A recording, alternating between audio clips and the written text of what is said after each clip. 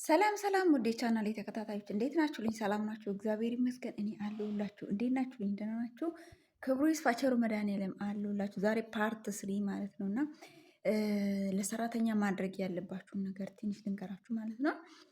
እና ደግሞ ሰራተኛ ይዛችሁ ቤተ ክርስቲያን ሂዱ ማለት ነው። ብዙ አሰሪዎች እናንተ ቤተ ክርስቲያን ትሄዳላችሁ፣ ሰራተኞቻችሁን ይዛችሁ አትሄዱም ማለት ነው። ስለዚህ ሰራተኞቻችሁን እየያዛችሁ ቤተ ክርስቲያን ሂዱ። ለምን? ከየት ነው ፈጣሪ መፍራት የሚማሩት? ለእናንተ ልጆች ለእናንተ መልካም ነገርን ከየት ነው የሚማሩት? እስቲ አስቡ እናንተ ራሱ ማለት ነው።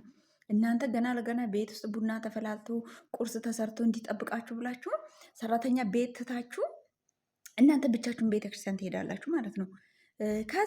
ከዛ ስትመጡ ቡና ምናምኑ ጨስጨስ ይላል። እሷን ልቧ መሰራት አለባቸው። አያችሁ አይደለ? እኔ ደስ የሚለው ነገር ከምንም በላይ ፈጣሪ ማመሰግነው አሰሪዎቼ ይዞኝ ቤተክርስቲያን ይሄዳሉ ማለት ነው። እግዚአብሔር እየተመሰገነ ይሁን። ማታ ምንሰራ ነገር ካለ ማታ እንጨራርሳለን። አሊያም ደግሞ በቃ ተመልሰን ነው የምንሰራው በአብዛኛው እና ቤተክርስቲያን እንሄዳለን። ከዛ ወንጌል እማራለሁ። ፈጣሪ መፍራት ከዛ ልቤ ውስጥ ይቀመጣል ማለት ነው። ገባችሁ? ስለዚህ እኔ መድኃኒቱን እየነገርኳችሁ ነው፣ ያው ስለታከምኩበት ማለት ነው። ስለዚህ ማንኛውም ሰው ስራ አያሳፍርም ጋይ፣ ስራ ክቡር ነው። ዛሬም ሰራተኛ ሆናችሁ የምትሰሩ ሰዎች እንዲሁም ደግሞ አሰሪዎችን ብትሆኑ አንድ ሰው እናንተ ጋር ስለሰራ ምንም ክብሩ የሚቀነስም የሚጨመርም ነገር የለም። ያ ሰው ግን አላማ ሊኖረው ይገባል። ያ ሰው የነገ ሊለወጥ ይገባል። እንዲሁም ያ እናንተ ጋር የሚሰራ ሰው አላማና እቅድ ከሌለ ልትመክሩትና ልታስተምሩት ይገባል ማለት ነው። ለነገ እቅድ እንዲኖረው እኔ እውነት እቺ ሰላም ያልኳቸው አሰሪ ትመክረኛለች። ጌታም በቃ አንቺ ነገ ትልቅ ደረጃ ላይ ትደርሻለሽ፣ ጎበዙኝ፣ ተማሪ፣ ጠንክሪ ብላ እኔም አትመክረኝ ነገር የለም። እንደዚህ ሆንሽ አትቀሪም፣ ነገ ትልቅ ደረጃ ላይ ትደርሻለሽ። ባሏ የዛኛ አካባቢ ፋብሪካ አለና አለቃ ነው የነበረው ማለት ነው። እና ምን አይነት ስማርት ሴት እንደሆነች እሷ ራሱ የአለቃ ሚስት ሆና በጣም ትህትና ተውኝ ልነግራችሁ አልችልም። እውነቴን ነው የምላችሁ።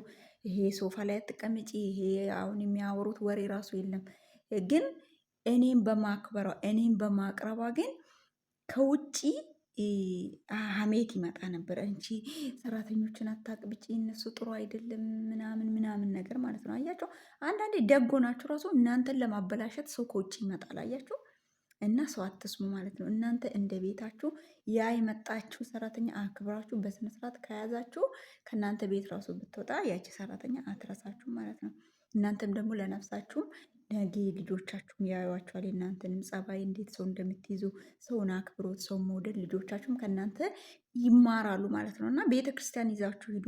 እኛ ወይም ቁሌት ከሆነ ወይ ማታ አቁላልተን እናሳድራ ወይም ደግሞ ልክ ከቤተ ክርስቲያን መተን ቶሎ ቶሎ በቃ ፍጥን ፍጥን ያለ ፍርፍር ሰርተን ቁርሳችንን ብልት እናደርግ። አንድ ጠረጴዛ ላይ ምግብ ጠረጴዛ አላቸው እነሱ የአለቃ ባለቤትና የዛሬ 2002 ላይ ያለውን ታሪክ ነው ዛሬ እየነገርኳቸው ያለት። አንድ ጠረጴዛ ላይ ነው የምንበላ።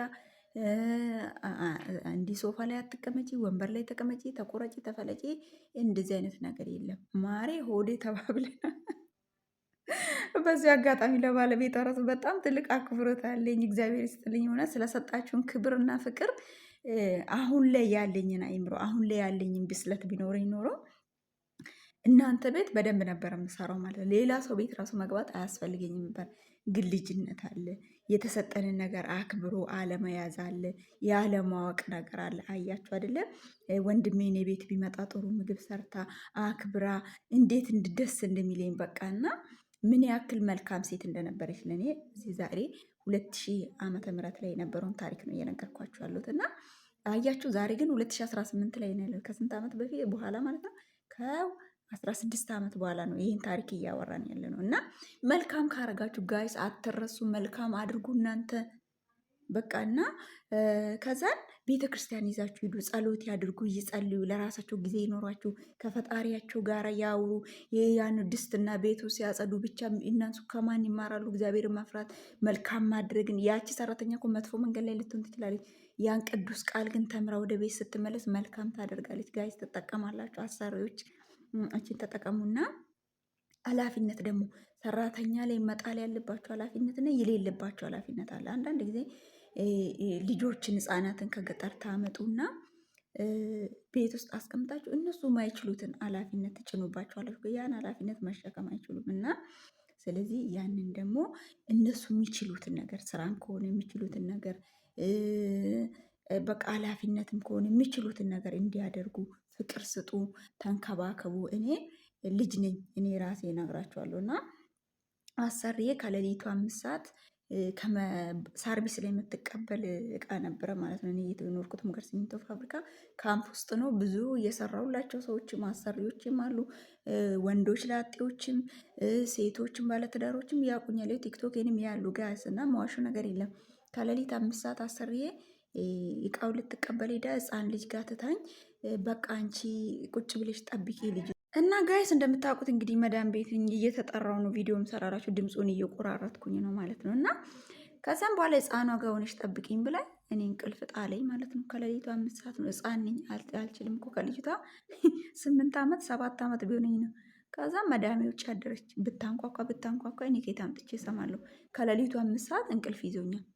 ከዛም ጎረቤት አደረች ጋይ። ስለዚህ ሰራተኛ የሚችሉን ኃላፊነት አሸክሙላቸዋለሁ። ወዳቸዋለሁ። ቴንክ ሶ ማች ባይ